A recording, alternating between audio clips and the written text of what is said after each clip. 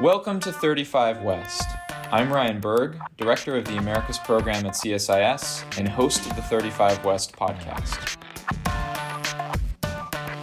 With how professional the Mexican government. Are we ready? I don't think. Reform trends in Argentina. Right. And that's what happened. Role at all in the NAFTA negotiations. Welcome to 35 West. I'm Ryan Berg, Director of the Americas Program at CSIS and the co-host of the 35 West podcast. In the contest for global primacy, microscopic semiconductors, or chips, have emerged as potentially more vital than oil, ammunition, or tanks as a defining geopolitical front. With the Indo-Pacific an increasingly volatile region, successive U.S. administrations have sought to shift semiconductor manufacturing back to the Western Hemisphere in general and to the United States in particular. Most notably, the 2022 CHIPS and Science Act committed $50 billion over 5 years to align incentives for semiconductor supply chain resilience and reshoring. The Trump administration has continued this push, announcing new semiconductor investments within the first 100 days, while committing to strengthening efforts to keep cutting-edge chips out of China's hands. But a push to shift the balance of semiconductor production away from Asia also creates opportunities for Mexico, which could be well positioned to complement the United States' industrial policy as well as grow its own microelectronics industry through some of the U.S. reshoring efforts and spillover effects. To help us unpack Mexico's semiconductor strategy and how recent economic and political turmoil may impact that, we are honored to be joined today by Jesús Silva Elizalde, Associate Director of ITSI Program Operations at Arizona State University and a Research Fellow at the U.S. Mexico Foundation. In this episode, we will delve into the state of play for Mexico's semiconductor industry and where we can expect it to evolve in the coming years. Thank you so much for joining us today, Jesús. Thank you for having me, Brian. It's a pleasure to join this conversation and talk about the opportunities and challenges on the semiconductor industry, especially based on the U.S. Mexico relationship. Indeed, and there's so much to talk about. Let's jump in. While both the Biden and the Trump administrations agreed upon the need to rebalance semiconductor supply chains, they have gone about it in noticeably different ways, particularly when it comes to the role envisioned for non-U.S. partners in the semiconductor supply chain. Jesús, can you sketch a scene setter for our audience? What have been the biggest changes you have seen over the past 6 months when it comes to U.S.-Mexico semiconductor cooperation? Yeah, thank you, Brian. I think this is a great way to start. We need to point out that both administrations are in the first year of their new administrations. In the US side, the Trump administration shifted into a more aggressive First America strategy, supporting the idea of making any partnership based on the principles of making America stronger, safer, and prosperous. In that sense, we have the launch of the Section 232 investigation into chip imports based on national security. And we have this wave of tariffs on critical supply chains inputs. Of course, they have an exclusion on finished chips, but it's adding a little bit of pressure in the industry, especially in the pricing part. On the other hand, we have in March a big announcement of TSMC adding $100 billion in expansion in their fabs in Arizona. So in some sense, this changing the strategy in the US is working. In the other side of the border in Mexico, we can notice also a shift in the strategy. I think that in the last administration with López Obrador, there was a lot of diagnostic and of course other priorities. In the Sheinbaum administration, we're noticing a new alignment with the private sector led by Canietti, the participation of the U.S. Embassy in Mexico, and of course, more active role of Secretaría de Economía, actually making a new unit in charge of the electronic semiconductors and trying to align all the actors in the ecosystem to get the things done. So I think there's things happening in both sides of the border. And if we talk about the collaboration, of course, we have seen a slowing down pace on the bilateral collaboration for the semiconductor industry, but still remain some activities. For example, next June, Secretary Ebrard, the head of the economic ministry in Mexico, announced a visit to the Arizona ecosystem in order to support the supply chain and present like state level cases and learn how Mexico can participate in the supply chain of the semiconductor ecosystem. So there's things happening in both sides. Maybe this is the natural pace of the first year of an administration, and maybe the first 100 days in the U.S. administration have been a little bit shaky. But I think there's good stuff cooking on both sides of the border. We can expect a restart on the relationship on this industry because it's on the benefit of both countries. In response to trade and tariff tensions, President Sheinbaum has moved towards a vision of economic growth that emphasizes domestic industrial development and greater integration of Mexico into the global economy, a plan known as Plan Mexico. Plan Mexico covers a wide range of industries, from apparel and automotives to advanced sectors like chips. In your opinion, Jesús, how effective is this strategy for encouraging Mexico's semiconductor industry development? Is there something more that is needed to accelerate this? I think Plan Mexico is a great, strong step towards an industrial policy. It sends a right signal. And again, it's a signaling about the change in the strategy or shifting the strategy to the private sector. It promotes development zones, named as the Polos de Desarrollo. It strengthens the IMEX export mechanism. It supports the digital trade facilitation and a lot of good intentions. And why I mention this as good intentions, we don't have secondary rules supporting this Plan Mexico. So that's the specific details that are pending. And it will depend on how sound and effective is the deployment of those secondary rules, the impact of this plan. Of course, Plan Mexico have within their strategic industries, the semiconductors. We're talking about developing workforce skill and reskill around 150,000 technicians, but we don't have the details on this. We don't know if these technicians will be for the automotive sector, or the semiconductor industry, or other key industries for the Mexican economy. So I think it's a matter of time to discover what's inside the Plan Mexico. I think, again, other stakeholders are supporting and advising the Mexican government in order to show other perspectives and showing the needs of the semiconductor industry, such as CANIETI and the American Chamber of Commerce, and bringing their knowledge and experience to shape in a better way this strategy. So it's not just the Plan Mexico. We also have in Mexico the new master plan for the semiconductor industry development. And this is another piece that can support the development of the industry. But we can talk more in depth about this in the conversation. Jesús, you mentioned the importance of human capital in your response, and that gives me a great segue into my next question, which is about how essential human capital is for this very competitive semiconductor sector. And it's one area where ASU has been playing a major role in training and upskilling workers. What is the state of play for Mexico's advanced technology workforce? In ASU, we're very aware of the opportunity that Mexico and other countries has to participate and jump into the supply chain, and specifically in the ATP piece of the supply chain of the semiconductor industry. We know also that the window, the opportunity time is decreasing, and we don't have maybe enough time to create new curriculum programs or new PhD programs or masters. So we're betting on the micro-credentials, certifications, specializations, or even certifications with academic value in order to cover the needs of the industry. We're working here in Arizona very closely with the ecosystem in order to learn about the needs of this industry and shape and make new products, academic products, in order to cover the needs. In Mexico, we have a great opportunity. As you may know, Mexico is the second largest country graduating engineers every year, even though the details again matters. What type of engineers we're graduating in Mexico?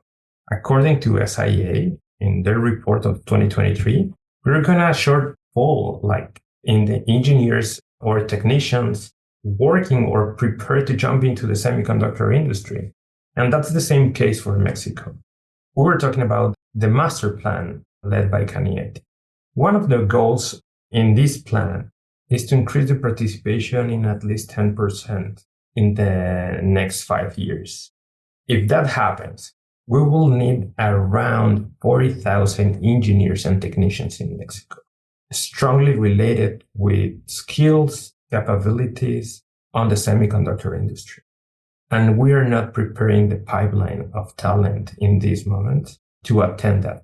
So again, we know what's going to be the problem, and we need to find out which are the better strategies to cover the needs.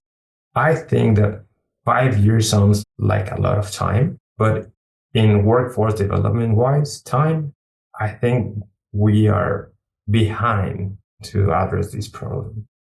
Jesús, I want to stay on this theme of what is needed to make semiconductors. Talked about human capital and workforce development.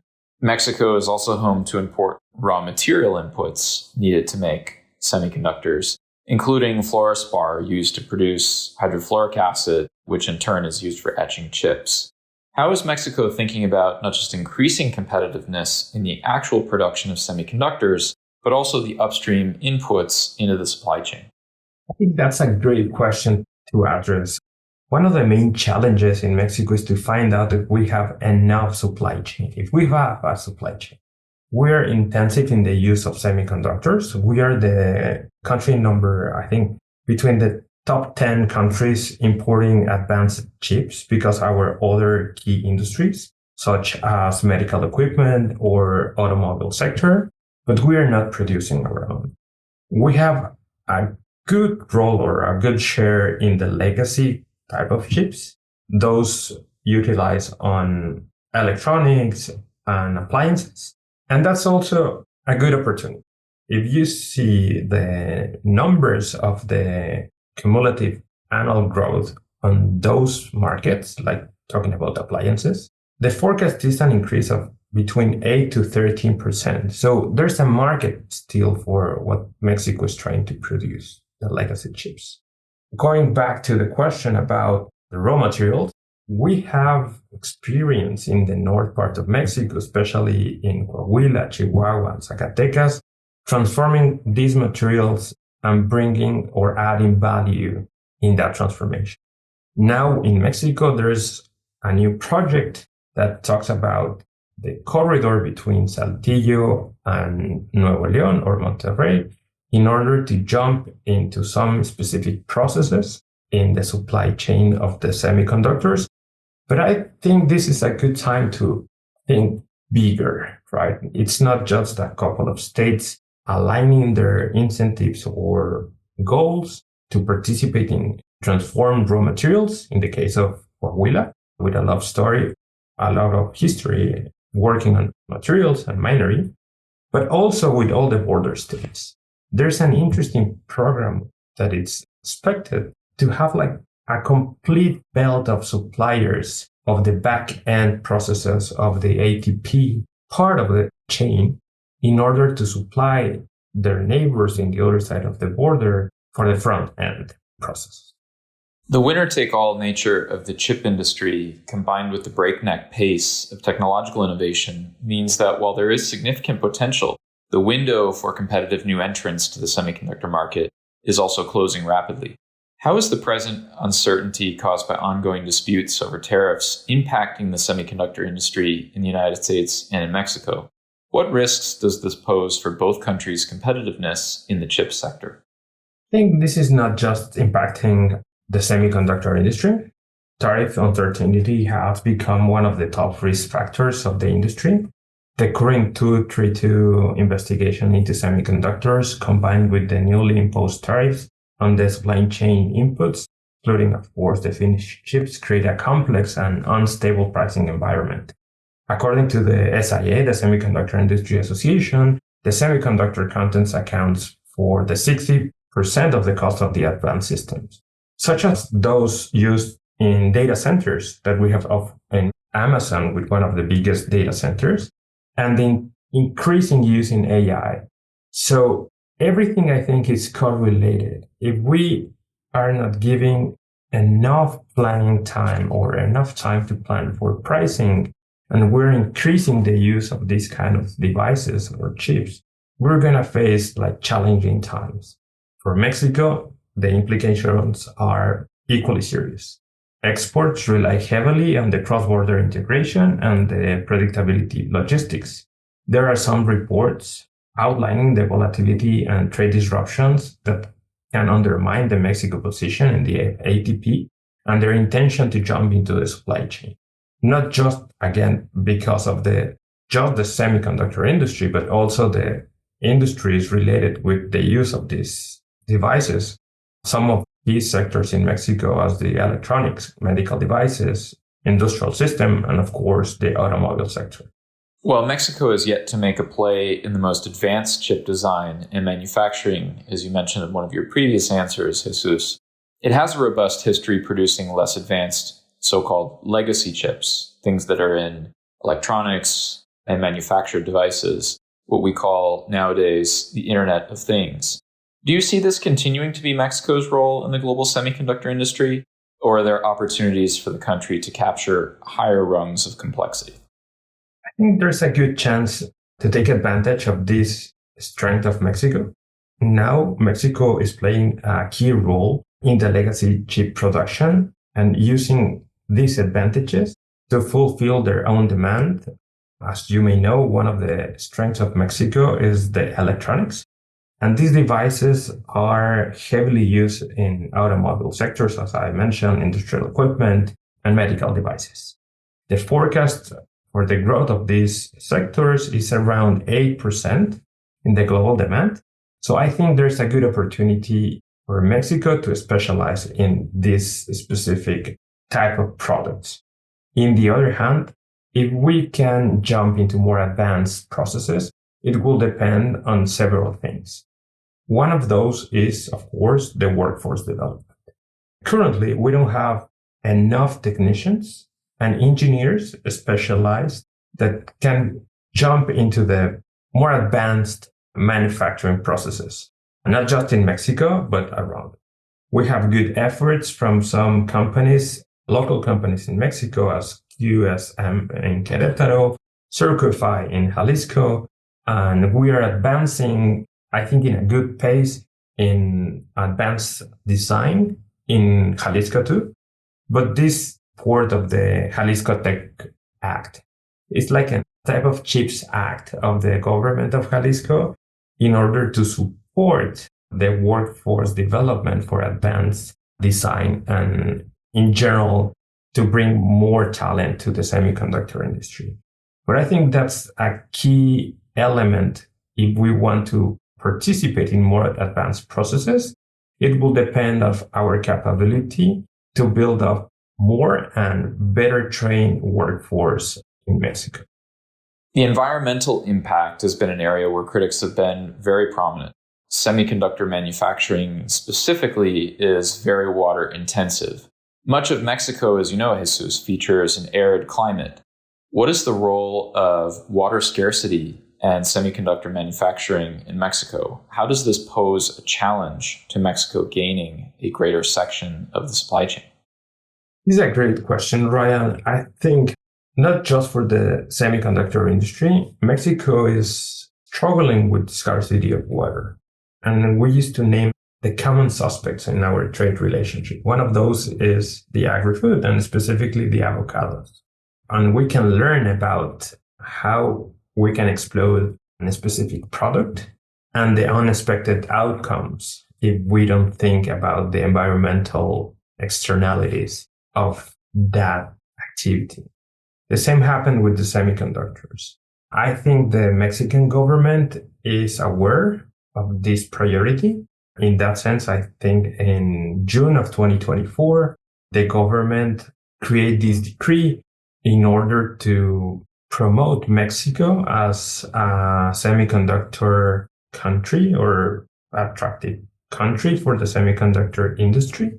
But in that board, something that it was surprisingly, in a good sense, like a good surprise, it was the inclusion of the environmental secretary.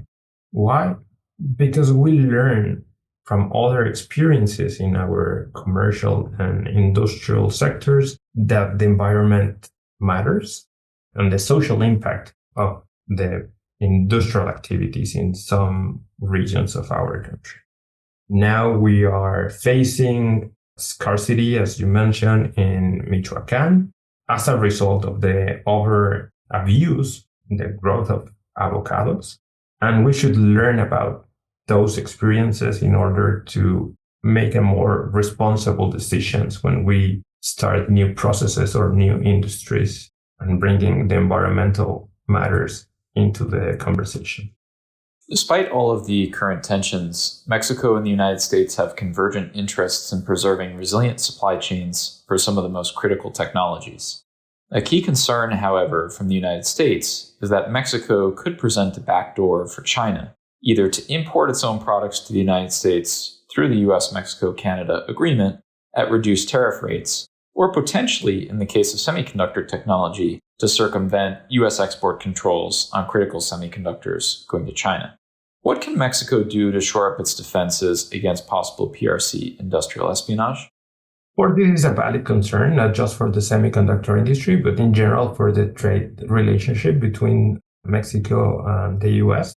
I think the USMCA, it's in there as a legal tool, brings strict rules to protect and track the origin of the products.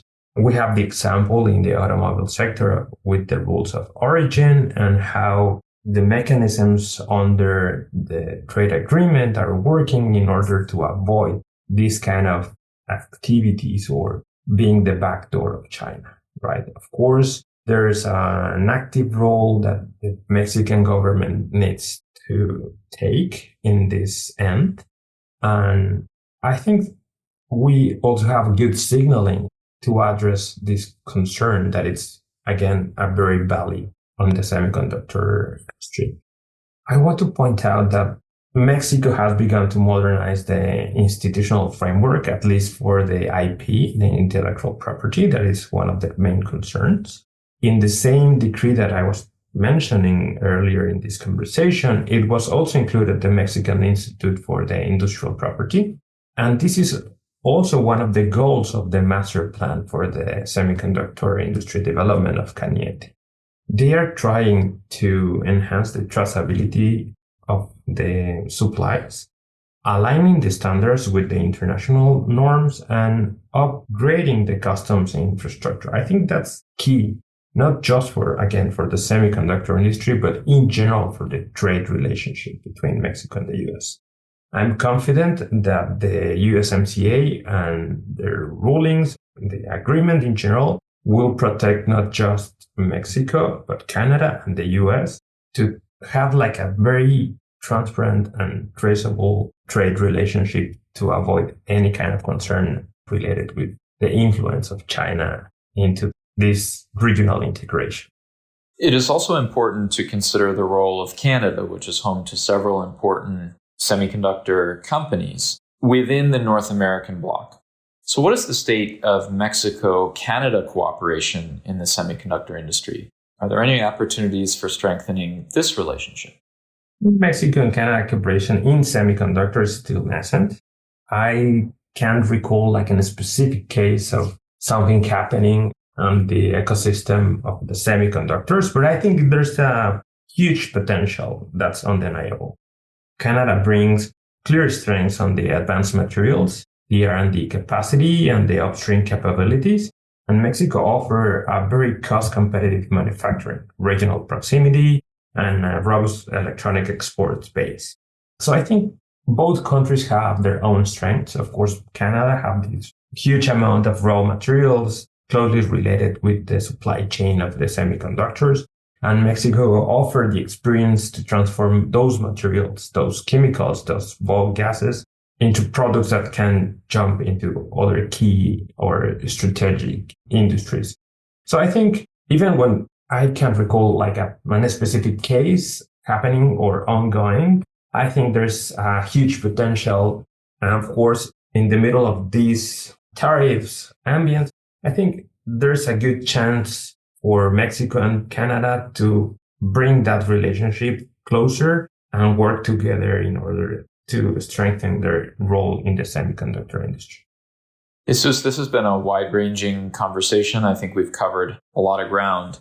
Is there something that we did not cover, however? Anything else you would like to highlight for our listeners? I think talking about semiconductors, it's a matter of how many time we have, right? Like we can still talk about the projects of Chihuahua that it's having like a $2 billion of investment and 20,000 jobs related. Jalisco is making a lot of design investments and they are advancing in a great pace in the semiconductor industry. Of course, Baja California are offering train-the-trainer programs for their faculty.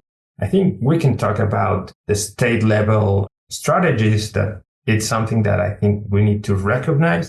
Jalisco, Baja California, and Chihuahua are great examples of how get the things done, right? And also I want to point out that Mexico has a great opportunity because their proximity, but also their experience in the maquila, manufacturing electronics and related goods. And of course, growing the presence of these important companies such as Qualcomm, Infineon, Skyworks, and Foxconn. I think we have great opportunities to have a more important role in the supply chain and in general in the semiconductor ecosystem. But we can stay here all day long to talk about the details. I'm glad to participate.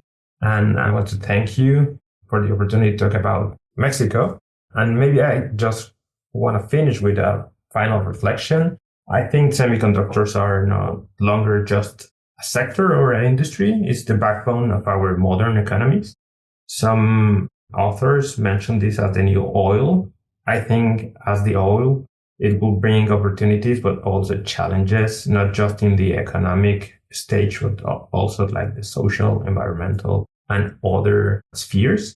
But at this most offers the America's historic window to live together as a region, right? So the leadership won't come from the geography alone, just because we are North America. It will come from how we align our plans, incentives, train our people, integrate our industries, modernize our infrastructure, and of course, build trust across the borders. I think the success of this integration is not how many fabs we're going to build or reshore to the Americas. It will be measured by how we build a truly integrated and inclusive supply chain among the three countries. Mexico, Canada, and the United States each bring unique strengths. If we approach this challenge not as individual players, but as a region, we can build something far greater than the sum of its parts. So thank you very much, Ryan, for this opportunity and hope to see you soon. Jesús Silva Elizalde, Associate Director of ITSI Program Operations at Arizona State University and a Research Fellow with the U.S. Mexico Foundation. Thanks for joining us on 35 West. We appreciate you taking the time to speak with us. For you, thank you for joining. Stay tuned for the next episode of 35 West.